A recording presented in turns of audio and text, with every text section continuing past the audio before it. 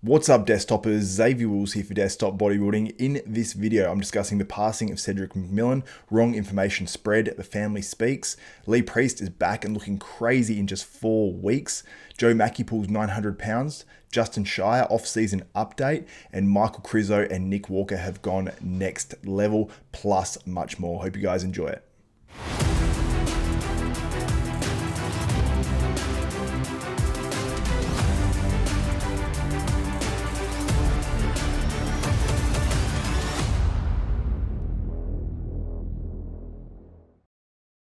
She was killed, and they tried the top to six cover it girls up. really look great, but you seem to have that perfect I aesthetic wasn't look. into hip hop or even soul music. There are definitely people that need a little Viagra. What's up, Desktopers? Now, before we get into this video, I encourage you guys, if you like and appreciate this content, please give this video a thumbs up, smash that like button, and also subscribe and hit the notification bell button. That way you'll be notified of every video that goes up from myself, Xavier Wills at Desktop Bodybuilding. Check out my recent video, not only on Big Ramy, which everyone sort of did a video on that, but also my interview with Brett the Butcher Wilkin, and I've got an interview with Lee Priest up as well that was done pretty recently as well. So make sure you check that out on Desktop Bodybuilding. But let's get into this one, and we'll start with that man, Lee Priest, looking absolutely insane right now. He's done 4 weeks of dieting down, at least by the first photos that he actually posted up on his Instagram page of his before photos. And now we're seeing, as you can see right here, his arm on RX Muscle on the latest episode of Heavy Muscle Radio, looking absolutely insane. It looks shredded, but it looks way bigger as well. He's down 22 pounds, which is 10 kilograms in the other scale, and he's looking damn impressive. So he's obviously cut a lot of body fat to come down, 22 pounds, but he also looks like he's added muscle as well. So he's dropped at least 22 pounds of actual body fat, if not maybe a little bit more, or maybe it's that much plus a little bit of water as well. Because when you actually look at his face, he's looking pretty damn lean, but how insane do those arms actually look? So I'm super impressed with what Lee Priest has done in 4 weeks. I knew he'd make some crazy transformation, but I didn't think it'd actually be this quick and this impressive. So let me know what you guys think. Will he make a comeback to the bodybuilding stage after seeing these crazy results in just 4 weeks? Imagine what he could actually do if he's going to compete in the Masters Olympia next year with another however many months, with another 12 months or however long that Masters Mr. Olympia is away, and if it actually does happen. But I think regardless, he'll probably get back on stage, and I hope he really does. And also, I want to mention to you guys as well, if you have any questions for Lee Priest, I'm doing a new Q&A on RX Muscle with Lee Priest weekly. So if you've got any questions, post them down in the comments below as well. In our next story, we're discussing Nick Walker, the mutant, looking absolutely enormous. It doesn't look like he's downsizing whatsoever. Here's a few screenshots in the corner that you can see right now of him looking just huge, just sort of what we've expected from Nick Walker lately.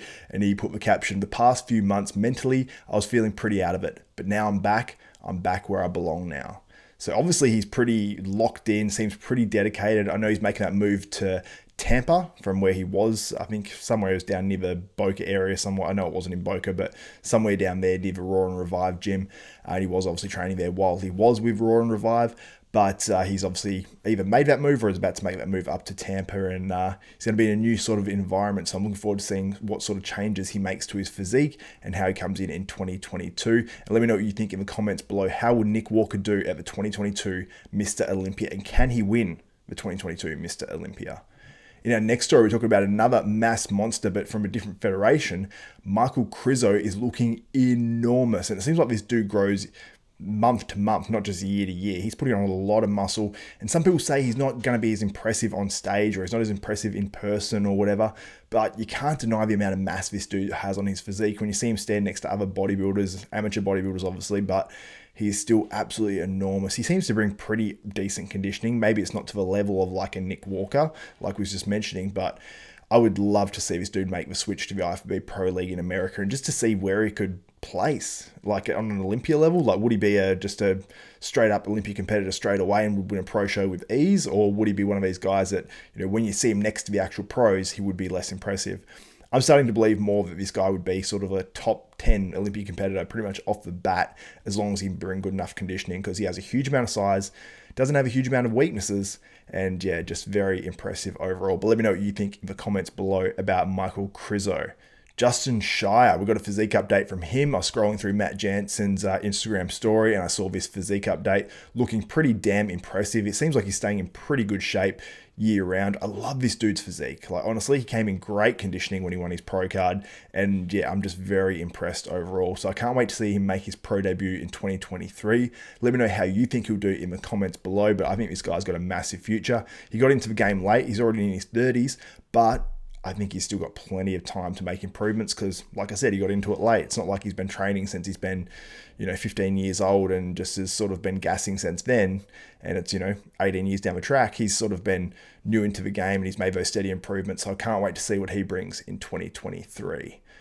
Now, in our next story, I've actually been speaking a little bit with Cedric McMillan's wife, and she wanted me to put out this statement on behalf of Cedric McMillan's family, and it states, "On behalf of the McMillan family, I want to thank you all for your love, support, and beautiful tributes to my beloved husband. Thank you for respecting our privacy as our family tries to process the hurt of losing our gentle giant. We only ask the community to remember that off stage, Cedric was a husband, father, brother, and son, and that words do hurt. Things we've seen reported in the media/online, including his cause of death, family, and even where he is from, are filled with incorrect information. Cedric's cause of death is unknown at this time. It did not occur on a treadmill, nor is it known to be the result of COVID or vaccinations.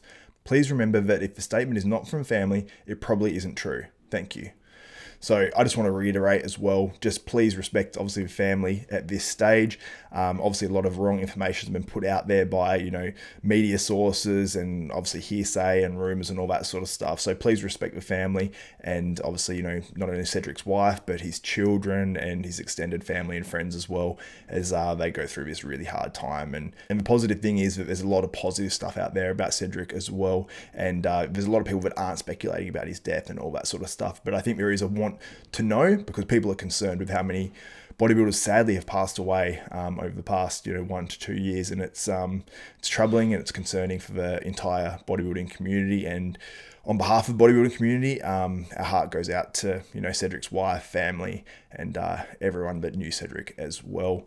And before I wrap up this video, I want to give a shout out to Joe Mackey on pulling 900 pounds off the floor in a deadlift, which was incredibly impressive. Now, when I watch this, I start sitting in my seat, I'm tensing up, I'm twisting my body, come on, get it up.